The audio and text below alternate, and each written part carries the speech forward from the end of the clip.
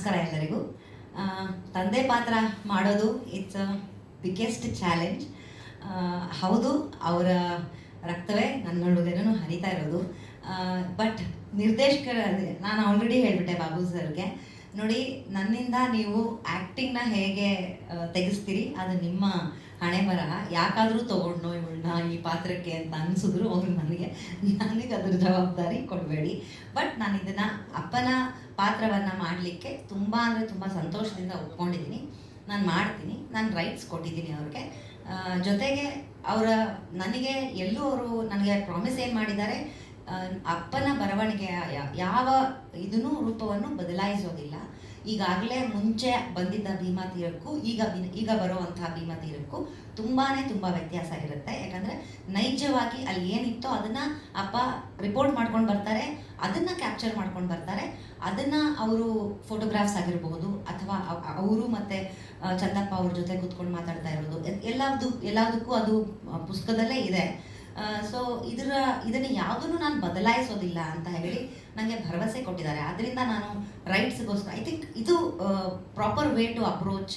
ಒಂದು ಲೇಖಕನ ಕೃತಿ, ಒಂದು ನಾವೆಲ್ನ ಚಿತ್ರೀಕರಣ ಮಾಡಿ ಚಿತ್ರರೂಪದಲ್ಲಿ ತರ್ತೀನಿ ಅಂತಂದಾಗ ಅದರದ್ದೇ ಒಂದು ಪ್ರೊಸೀಜರ್ ಅಂತ ಇರುತ್ತೆ.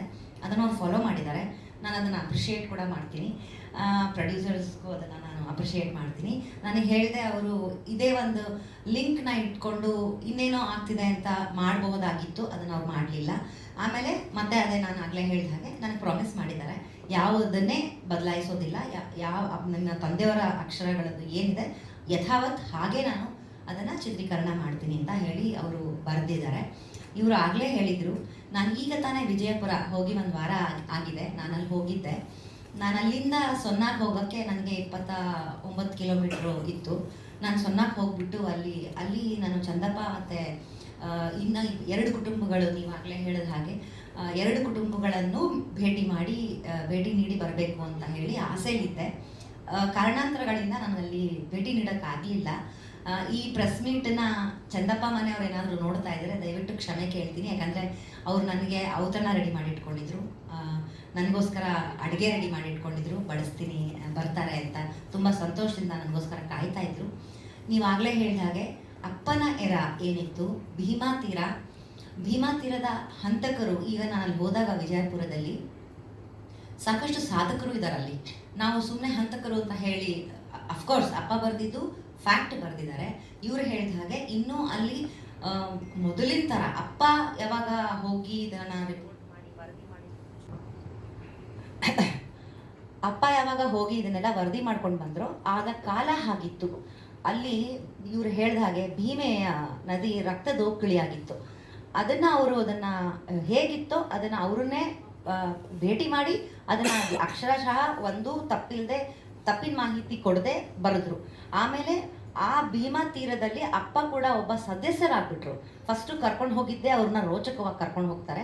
ಅದನ್ನು ಅವರು ಚಿತ್ರೀಕರಣದಲ್ಲೂ ತೋರಿಸ್ತಾರೆ, ಪುಸ್ತಕದಲ್ಲೂ ಇದೆ. ಅದು ಬಿಟ್ಟರೆ ಅದರ ನಂತರ ಒಡನಾಟ ತುಂಬ ಹತ್ತಿರ ಆಗ್ಬಿಡುತ್ತೆ ಭೀಮಾ ತೀರಕ್ಕೂ ಮತ್ತು ನಮ್ಮ ತಂದೆಗೂ. ಸೊ ಅವರು ಭೀಮಾ ತೀರದ ಒಂದು ಕುಟುಂಬವಾಗಿ ಅಪ್ಪ ಅಲ್ಲಿ ಒಳಗಡೆ ಸೇರ್ಕೊಳ್ತಾರೆ. ಸೊ ಒಳಗಿನ ಪ್ರತಿಯೊಂದು ಏನಂತೀರಿ ಅಲೆಯಾಗಿ ಅವರಿಗೆ ಗೊತ್ತು ಒಳಗಡೆ ಏನಾಗ್ತಿತ್ತು, ಏನಾಗ್ತಾ ಇದೆ, ಏನಾಗಬಹುದು ಅನ್ನೋದೆಲ್ಲ ಆಗಿನ ಟೈಮಲ್ಲಿ ಇತ್ತು. ಹಂಗಿತ್ತು ಕೂಡ. ಇವ್ರು ಹೇಳಿದಾಗೆ ಒಂದು 60-70 ರುಂಡಗಳು ಬಿದ್ದಿದ್ದಾವೆ, ರಕ್ತದೋಕಳಿನೇ ಆಗಿದೆ ಅಂತ ನಾನು ಒಪ್ಕೊಳ್ತೀನಿ.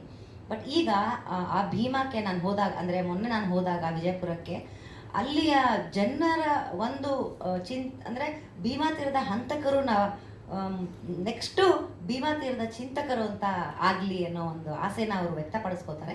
ಸೊ ಅದು ನಾನು ಮೆಚ್ತೀನಿ ಕೂಡ. ಅದು ಈಗ ಭಾಗಪ್ಪ ಮತ್ತೆ ರಕ್ತ ಅಲ್ಲಿಗೆ ಸಂಬಂಧಪಡುತ್ತೆ. ಭಾಗಪ್ಪ ಮೊನ್ನೆ ತಾನೇ ಕೊಲೆ ಆಗ್ತಾರೆ.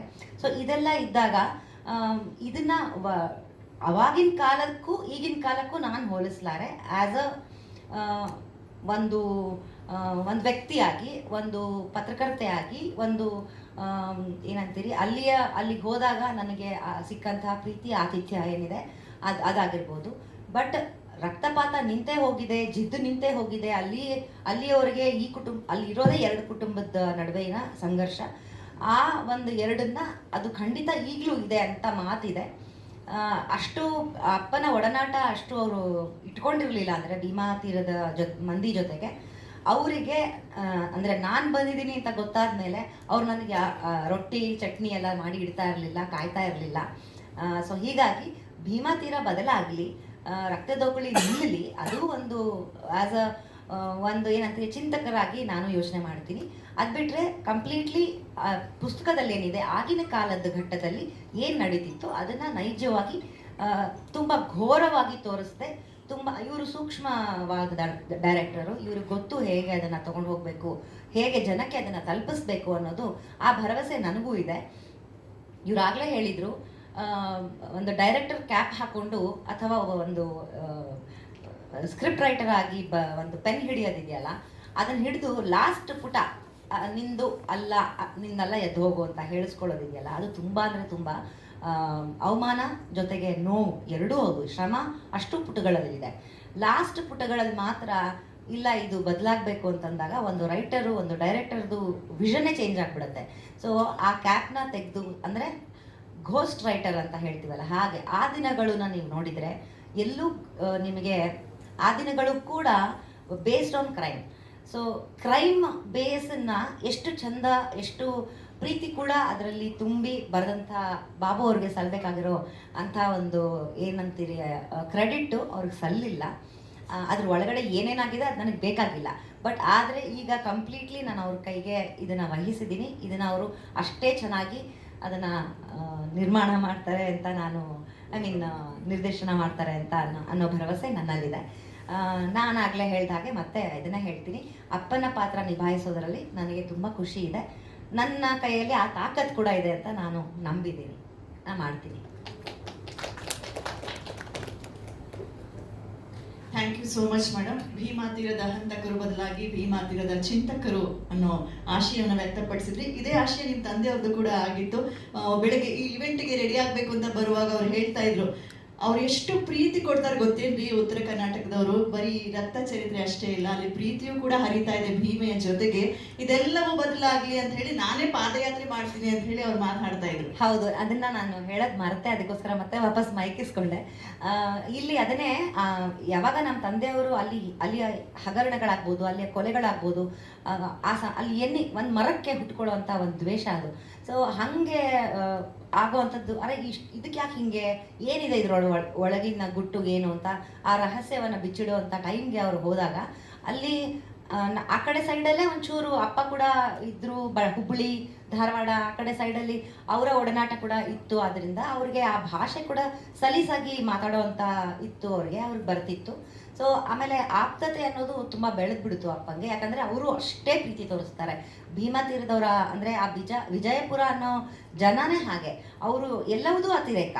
ನೀನು ಪ್ರೀತಿ ಮಾಡಿದ್ರೆ ಪ್ರೀತಿ ಕೂಡ ಅಷ್ಟೇ ಅತಿರೇಕವಾಗಿ ಮಾಡ್ತಾರೆ. ಅಕಸ್ಮಾತ್ ನಿನಗೆ ನೆಗ್ಲೆಕ್ಟ್ ಮಾಡಬೇಕು, ನನಗೆ ಇಷ್ಟ ಆಗಲ್ಲ ನಿನಗೆ ಅಂದರೆ ದ್ವೇಷ ಕೂಡ ಅಷ್ಟೇ ಅತಿರೇಕವಾಗಿ ಮಾಡ್ತಾರೆ ಅವರು.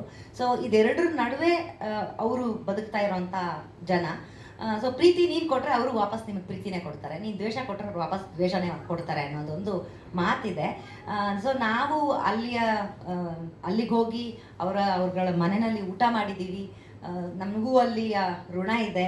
ಸೊ ಹಾಗಾಗಿ ನಾನು ಎಲ್ಲೂ ಭೀಮಾ ತೀರವನ್ನು ಅಲ್ಲಗೆಳೆಯೋದಿಲ್ಲ, ಅಥವಾ ಭೀಮಾ ತೀರದಲ್ಲಿ ನಡೀತಾ ಇದ್ದಂಥ ಅದನ್ನು ನಾನು ಇಲ್ಲಿ ಅವರಿಗೆ ಏನು ಅಪ್ಪ ಬರೆದಿದ್ದಾರೆ ಅದನ್ನು ನಾನು ಅವರಿಗೆ ಪೋಟ್ರೆ ಮಾಡಿ ಅದನ್ನು ಚಿತ್ರೀಕರಣ ಮಾಡಿ ಅಂತ ಹೇಳ್ತೀನಿ ಹೊರತು ಈಗಿನ ಭೀಮಾ ತೀರ ಚಿಂತಕರಾಗಲೇ ಹಂತಕರ ಬದಲು ಚಿಂತಕರಾಗಲಿ ಅಂತಲೇ ನಾನು ಈಗಲೂ ಬಯಸ್ತೀನಿ ಕೂಡ.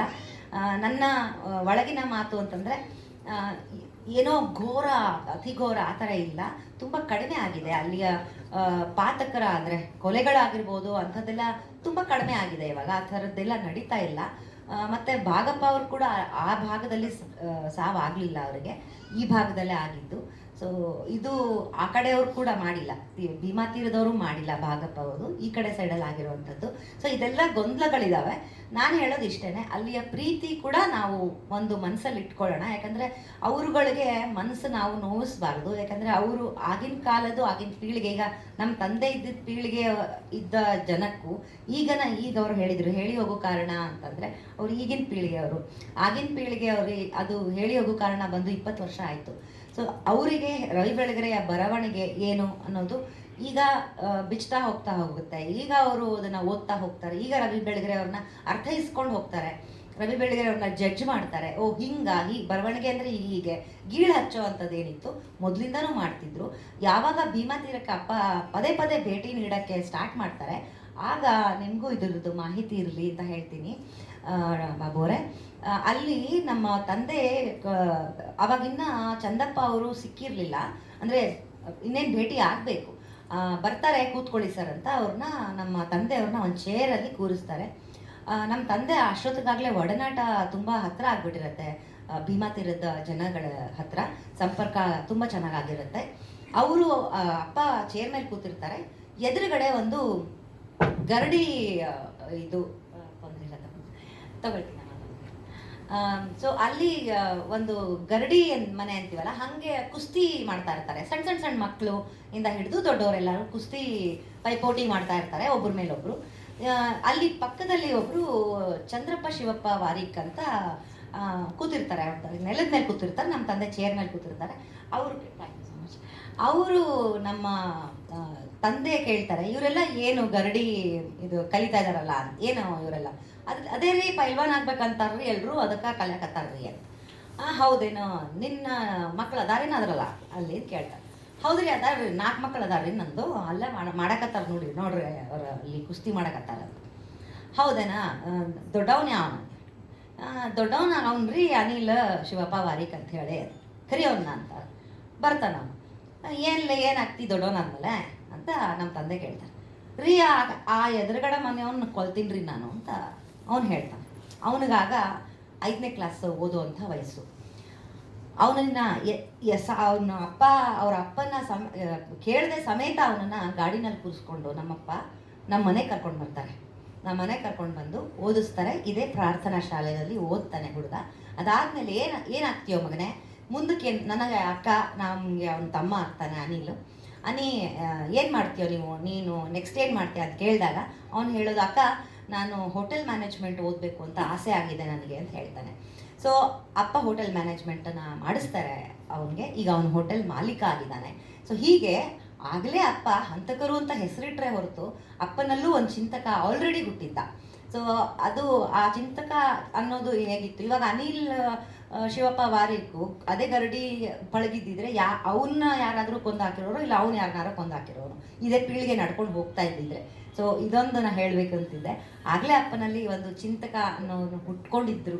ಸೊ ಹಾಗಾಗಿ ಭೀಮಾ ತೀರ ಈಗ ಹಂತಕರು ಬದಲು ಚಿಂತಕರು ಆಗಲಿ. ಮತ್ತು ಬಟ್ ಈ ಪುಸ್ತಕಕ್ಕೆ ನಾನು ಏನು ಹರಿಸ್ತೀನಿ ಅಂತಂದರೆ, ಅದು ಯಥಾವತ್ ಹೇಗಿದೆ ಹಾಗೆ ಬಂದರೆ ತುಂಬ ಅಂದರೆ ತುಂಬ ಒಳ್ಳೆಯದು. ಪ್ರೇಕ್ಷಕರು ಆಗುತ್ತೆ. ಅಲ್ಲಿಯ ಭೀಮಾ ತೀರೆ ನೋಡೋ ಜನಕ್ಕೂ ಕೂಡ ಹೌದಪ್ಪ ಇದು ರವಿ ಬೆಳಗೆರೆ ಅವರು ಮಾಡಿದ್ದು, ಇದು ಸತ್ಯ ಘಟನೆ, ಇದನ್ನು ಅವರು ಎಲ್ಲೂ ತಿರುಚಿ ಪರಿಚಿ ಮಾಡಿಲ್ಲ ಅನ್ನೋದು ಇವರು ತೋರಿಸೋ ಇದ್ರ ಮೇಲೆ ನಿಂತಿದೆ ಅಂತ ನಾನು ಹೇಳಲು ಇಷ್ಟಪಡ್ತೀನಿ.